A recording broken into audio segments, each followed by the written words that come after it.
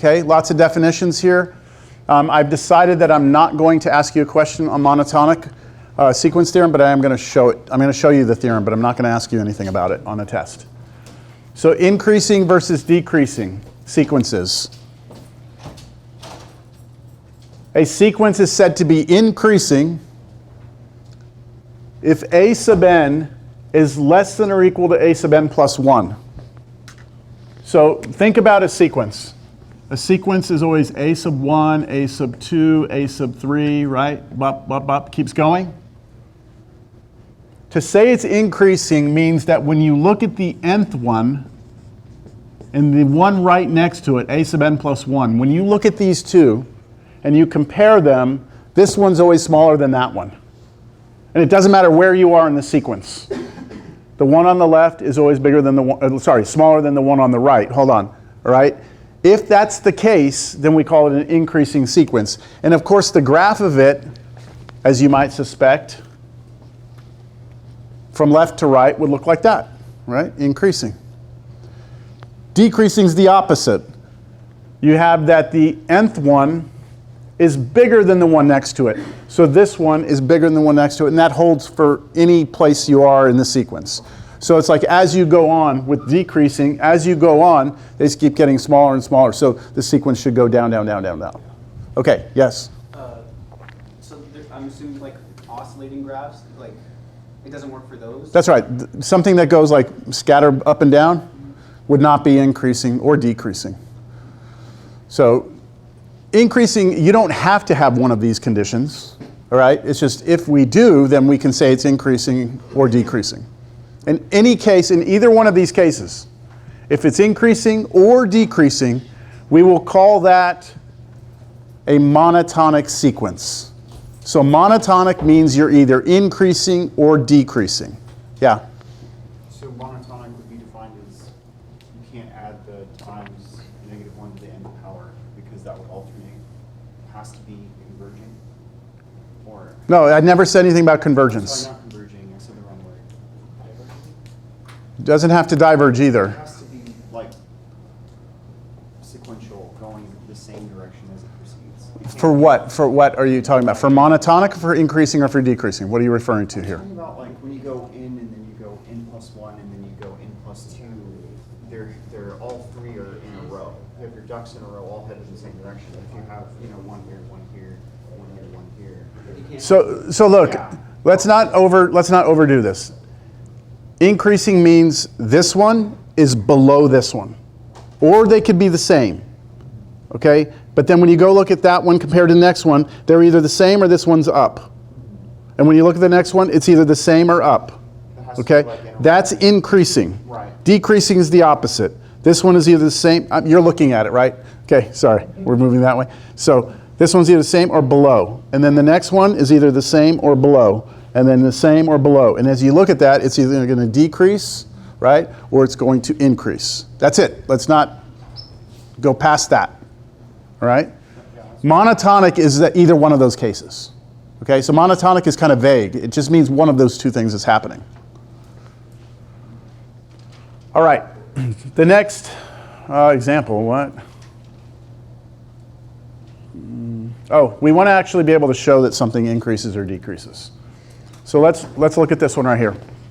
This is an extremely important note, all right? It's not so much, it's about the algebra, yes. So are straight lines monotonic? Like Yes, well they're not lines, they're dots, right? Yeah. So sequences that just stay in a horizontal line, on a horizontal line, that would be, you could argue that's both monotonic, increasing, and decreasing. Okay. Both, right? Yeah. Because the inequality, right, what is the definition? Oh, wait, hold on. Is it equal? I messed up, everyone. I messed up. It's strictly. That's my mistake. So if it stays the same, it doesn't. Stays the same, it's not. Yeah. Yeah, I don't know why. What was I confusing that with? Well, I don't know. Equal or the inequality was on the right, so. Yeah, no, there's no excuse for it. See, when I get to math purgatory after I die, they're gonna bring out all these list of errors I made during lectures, and they're gonna be like, "You remember this?" And I'll be like, "Yes." 10 lashings, right? Yeah, I mean, look, I'm human, right? I don't know why I thought that. I deserve punishment for that, okay? It's strictly, so they have to be going down or have to be going up. So to answer your question, that's not increasing or decreasing. I need a weekend bad. I said that yesterday to my Cal 3 class. I need a weekend real bad. All right, so let's look at this one and show that this is eventually increasing. Look at this word eventually. It's going to be important, all right? So what I'd like for us to do here is just let's start writing out a few of the terms of this sequence. If I plug in 1, I get 10/3. If I plug in 2, what do I get? 20 over 5. Okay, did that get bigger? It's about 3 point something. 4. Yeah, that got bigger. Okay. Let's keep going. 3 over 30, sorry. 30 over 7. And then keep going, right? 40 over 9. And just keep going, right? Like that? Okay? I want us to show that it's increasing. Now, I think you could convince yourself that it's increasing if you got your calculator out and just compare these. They're getting bigger and bigger and bigger. But in a class like this, to show something is increasing has to be more precise than that. You actually have to show what the definition says is the definition of increasing. So what I need to do is I want to show, and instead of writing want to show, we will write WTS instead because mathematicians like to abbreviate everything. I want to show what? What does it mean for something to increase? A sequence to increase.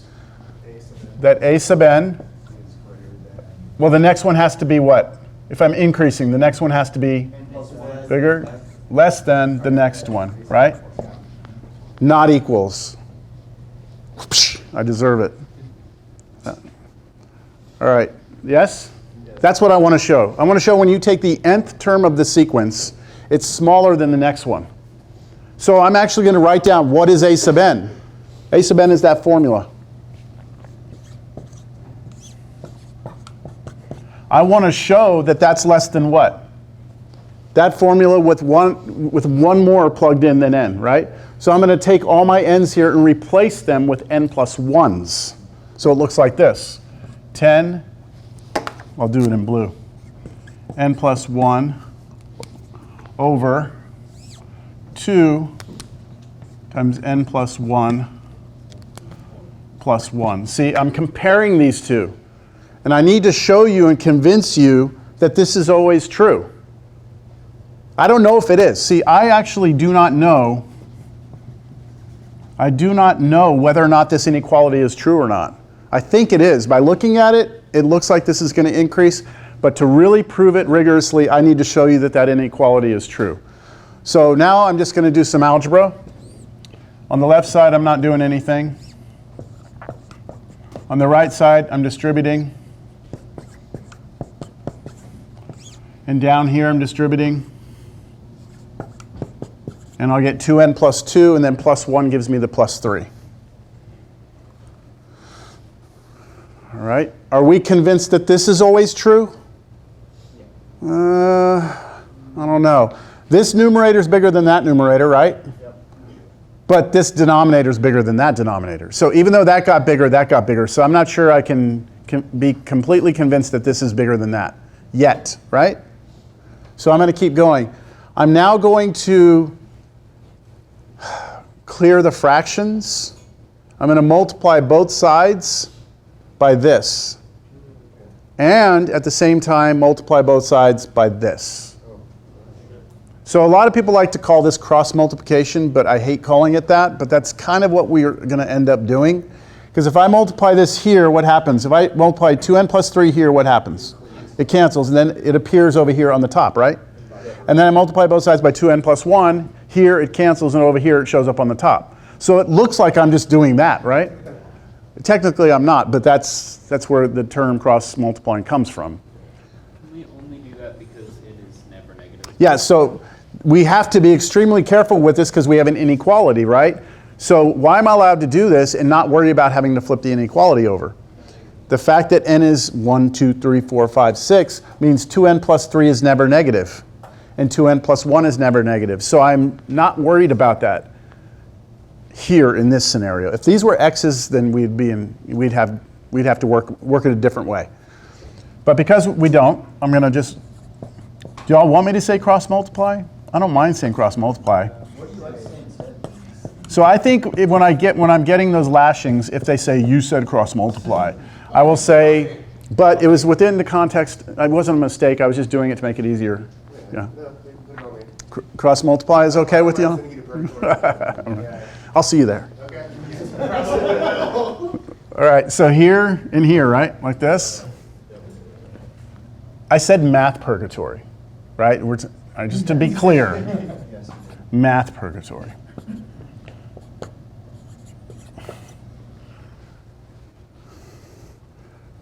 Clearing out, right? Multiplying through. Other side, what? 20n squared, 10n,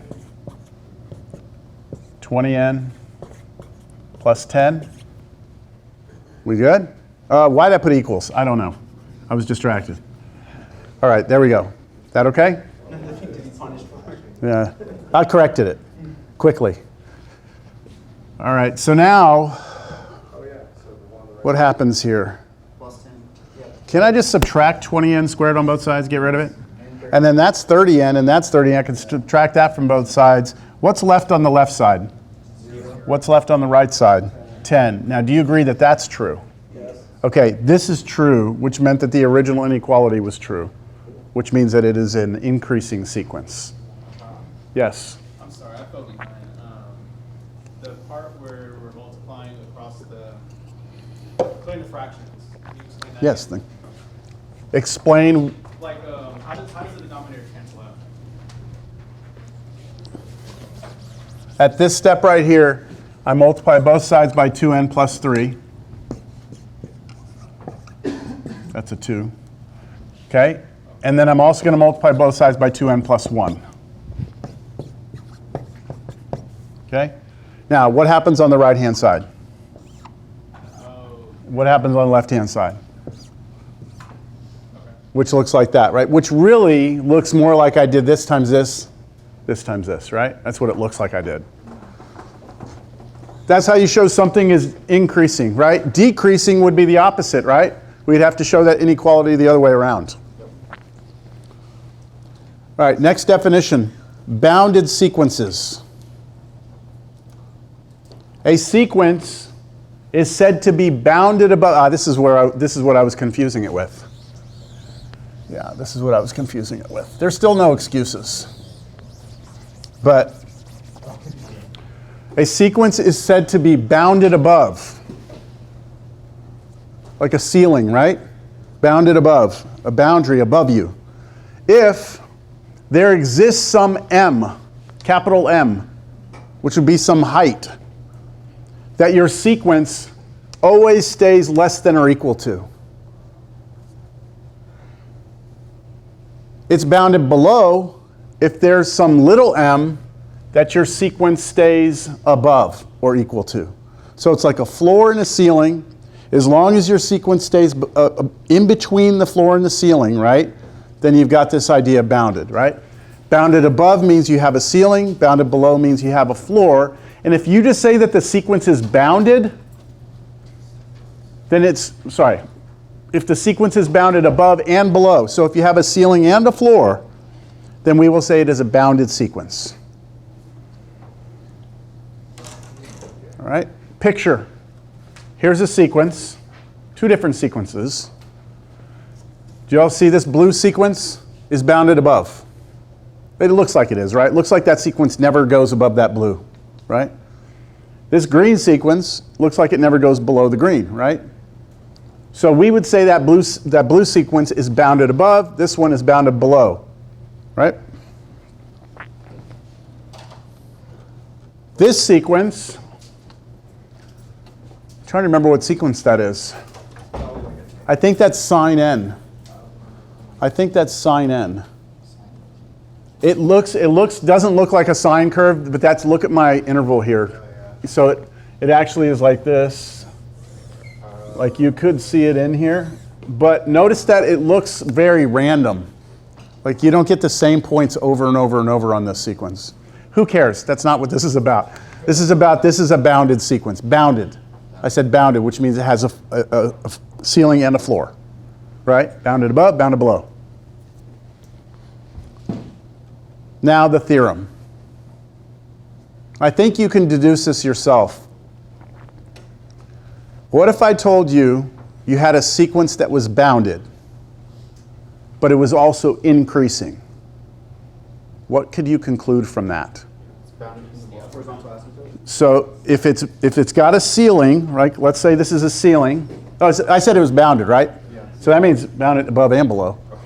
Let's say we have that, and then I tell you the sequence is increasing. Then what has to happen?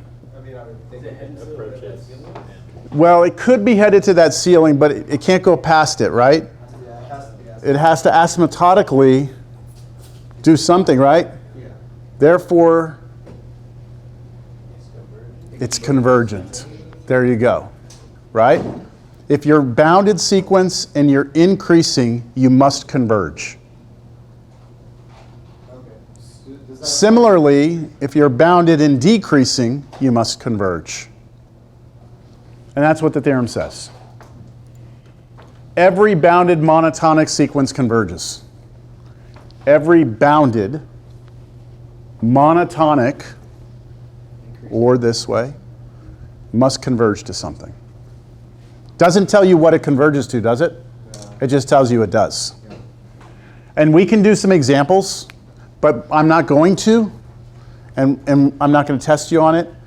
It's not essential to move on in this class. Just know about the theorem, know about it, because I think it's pretty intuitive. It's a pretty intuitive theorem. Bounded, increasing, convergent. Bounded, decreasing, convergent. Yes? I'm so confused on the bounded above and below. So do you agree that this sequence, these dots, it appears that none of these dots ever go above that blue? That means it's bounded above. There's some like ceiling that the dots never get past. Bounded below means the same thing, but there's a line below that we never get past. That's it. Computer science majors, there's a function called the ceiling and floor. Have you all heard of those before? Computer science. Where are my computer science? There's a couple in here, right? Have you done any coding with ceiling and floor functions? You know what they are? They're kind of like rounding functions. If you give it a decimal, the ceiling, so if I do, there's different notation for it. I'm just going to call it floor because it's called different things in different languages. If I do the floor of some number x, what that does is it basically rounds that number down no matter what. So if I do floor of 7.2, it goes to 7. If I do floor of 7.8, it gives me 7. It always gives you the floor. It always gives you the integer below. The ceiling function does the opposite. Ceiling of 7.2 would take you up to 8, and ceiling of 7.8 would take you up to 8. And then a lot of times in computer science, we want to do things like that. But okay, I'm going off. It's not really tied to this, but floor and ceiling is something computer science majors will hear. Okay, recursive sequences. No, we just don't really have time. In this class, the sequences that we are covering are ones that are explicit, meaning that I give you we have a formula for it, right? We have a formula that generates the sequence. Not all sequences have formulas like that.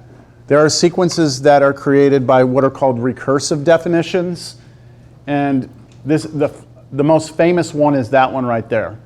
That's the most famous recursive sequence that exists. And let me just show you how it works. I don't want to get too deep into this. So the way this sequence works is this. I'm defining for you I'm giving you the first number in the sequence. So the first number in the sequence is 1. And then I'm giving you the second number in the sequence. I'm telling you it's 1 as well. And then I'm telling you that whenever n is bigger than or equal to 3, that the nth term in the sequence is equal to the n minus 1 term plus the n minus 2 term. So if I wanted to know the third term in that sequence, I would do a sub what? So what's n for me? 3. So a sub 2 plus a sub 1. But what's a sub 2? What's the second term of my sequence? And then what's the first term of my sequence? 1. 1 plus 1 is 2. So that's this one. Now, what if I want the fourth term in the sequence? It's a sub 3 plus a sub 2. You'll say I'm just plugging in the, 4 into this. 4 minus 1 is 3. 4 minus 2 is 2. Yeah? Okay, what's the third one in the second one? 2 and 1. So that's 3. Y'all recognize this sequence? This is the Fibonacci sequence. Okay, so what would the next one be? So this Fibonacci sequence is basically, this next one is the sum of the previous two. That's all it is, right? You take to get the next one, you're always adding up, where's the formula? To get the nth one, you're adding up the 2 before it. And so this one would be 5, and the next one's 8, and the next one's 13, and so on and so forth. So what if I asked you right now, what is the 100th term of the Fibonacci sequence? You would have to do the 99th plus the 98th, but you don't know the 99th or 98th. To get the 99th, you need the 98th and the 97th, right? But to get the 90... So you have to go back, don't you? Like you have to actually build all the way back. So recursives are not easy to find terms in the sequence way out with the formula because you always have to go all the way back to the very beginning to get it. All right? So, but they're cool. They're cool sequences because you can generate all sorts of cool stuff. Now, Fibonacci, there's nothing special about Fibonacci in the sense that it's just a type of recursive sequence. I could change this number to a 2 and that number to a -5 and have the same definition. I'm going to get a different sequence. It's just not Fibonacci, okay? I could also change, I could leave these numbers and I could make this say 3 of these minus 5 of those squared. I could do whatever I want, all right? That is an example of a recursive. That's one specific example. You can have, I could define a recursive this way. I could say a sub n is 3 times a sub n minus 1 plus a sub n minus 2, a sub n minus 2 cubed minus 1 over a sub n minus 3. So not only I'm not talking about the 2 before, I'm talking about the 3 before it. So I give you the first 3 and then I let you build everything off those. Do you see there's like no limitation as to how I could do a recursive sequence? So we're not studying those. I just want you to know they exist, that's all. And we move on to 8.2. Are those used outside of math? Oh yeah, recursives are, yeah. Oh yeah, real quick, right? All right, my notes. I think you had asked a question. Yeah, I had a question about boundaries. So, like, I understand that, like, what the boundary implies is that, like, all the points have to be below it or all the points have to be above it. But does it, like, is the boundary set at, like, the highest point and the lowest point? Or No, is it kind of just any number. So as long as, like, it can be, like, all the way up there as long as it. You're always below it. Yeah. Yeah, or above it. Yeah. So it's not the actual what you're converging to. Like if it's bounded and increasing, your boundary on top doesn't have to be what you converge to. So it's somewhat arbitrary? Yeah, it is. Really what we do is we given a sequence, we say, is it bounded above? So what you do is you just show that sequence is always less than some number you pick. All right, here we go. Series. 40 minutes. Yeah, is everything through today on the exam fair game, or is it cut off somewhere? Everything but recursive, right? No, everything up to through today is fair on the exam. Yeah, which is Thursday, right? I may or may not be here. I don't know for sure yet, but the exam will take place, so we'll see. Yeah. All right, series. See how many notes I have here. 17 notes to go through. We need to get through some preliminary stuff first. Sigma notation. Y'all have seen this Greek letter before, usually on I used to say back in the day, you see this on some guy's shirt on it doing a keg stand. That's what I used to say, but yeah, where do you see this nowadays? I don't know. No, not me. That wasn't me. I wasn't in the Greek society. All right, so sigma is this capital Greek letter, right? It's capital S. And we've seen how that was actually used to get our integral sign, right? But the idea is that we use it to add things up and use a more condensed notation. So if I wanted to take the number 1 plus 4 plus 9 plus 16 plus 25 plus 26, if I wanted to add all those up, I would first notice that these are all squares of the natural numbers. This is 1 squared, 2 squared, 3 squared, 4 squared, 5 squared, right? So I'm really just doing, like, as a sequence, right? As a sequence, I'm doing this sequence right here. A sub n equals n squared. That would generate the numbers 1, 4, 9, 25, right? Yep. Wait, I missed one. 1, 4, 9, 16, 25, right? That's sequence. But what if I wanted to add those numbers up? Then here's the notation that we use. We say, all right, use the Greek capital S that says, hey, we're going to do a sum. The sum is going to start with n being equal to 1, and we're going to stop when we get to 10. And what are we actually adding up? This formula right here, which used to be our sequence, right? So that's our sequence formula pushed inside of a sigma notation now. So I start with n being 1. When I let n be 1, it gives me this. Then I put plus, and now I let n be 2, and then I let n be 3, and then 4, and I stop when I get to 10, and that would stop me at 100. So that's the way the notation's used. It's just an adding of things up.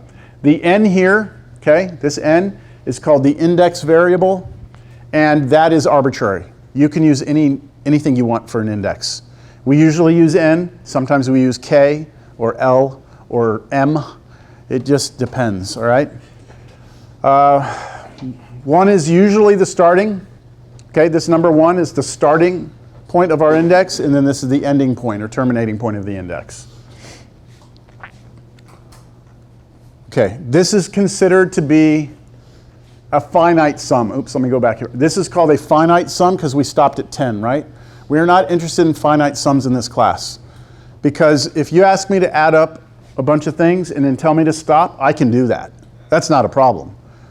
Even if it's a million things, if you tell me to stop, I mean, we can do it, right? What we're more interested in is what if you add up something and do it forever? Like what happens? So we're interested in infinite sums where we do something like 1 plus 4 plus 9 and we do that forever and ever and ever. The notation changes to infinity up here. Now, what's your intuition tell you this adds up to be? Infinity, that's correct, okay? It's an infinite sum, like it adds up to an infinite number. But the idea is, the more important thing here is the idea of the notation. If you want to keep going, you say plus dot dot dot, but in the sigma notation you change the 10 to an infinity, and now that implies that it goes forever. We good? Yep. Okay, so what is a series? A series is simply, make this a little smaller. A series is simply the sum of a sequence, usually called capital S.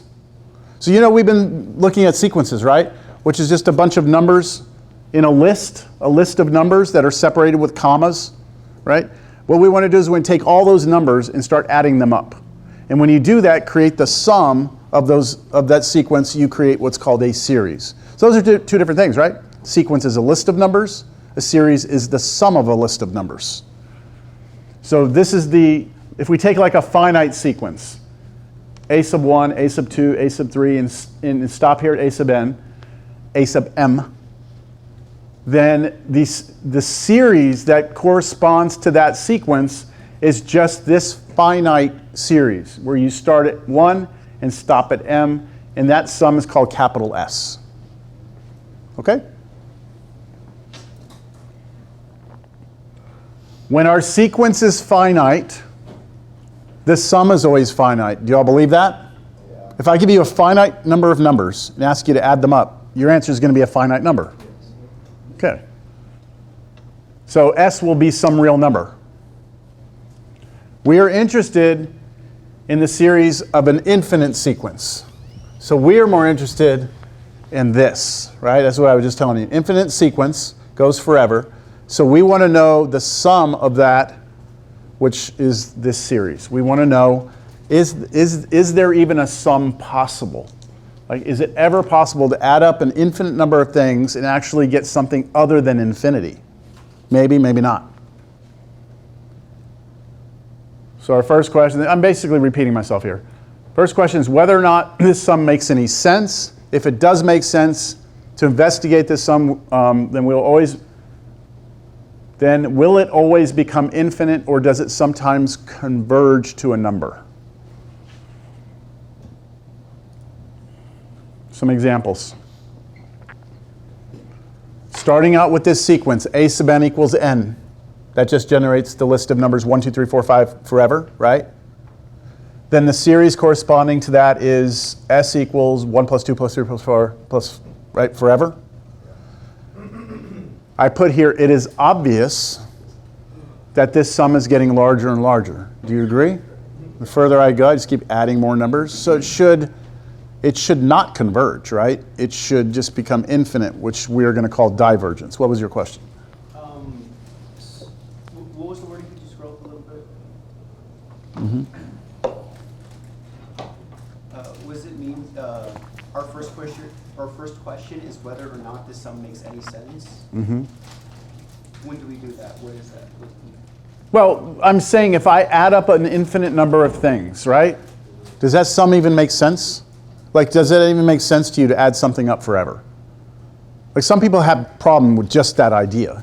Like how do you add something forever? You know, like, you're going to run out of time. I thought you meant like when we're solving it, like we have to like prove. No. I'm just saying, does it make sense to you to even ever, I mean, like, this is very theoretical in some sense, right? Because how can you add something forever? You can't even have a computer add something forever, right? Can't do that with limits either. Yeah. Well, a limit, see, well, that's the thing. I mean, can we somehow get around this, right? Can we, there's a way. We'll see, all right? Just hang tight. Pardon? I said you just keep adding so you can't add over. But you'll never run out of things to add, right? I mean, there are always going to be things. Yeah, that's why you go to you can't. Oh, yeah. Gotcha.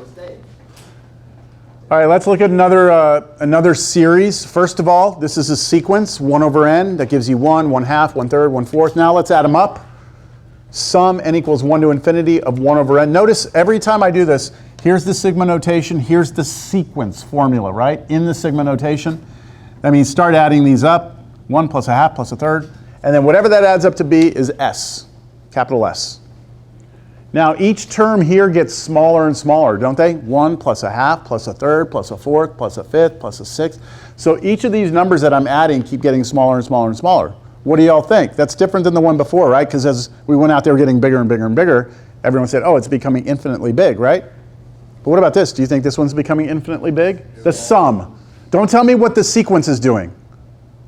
We all know this sequence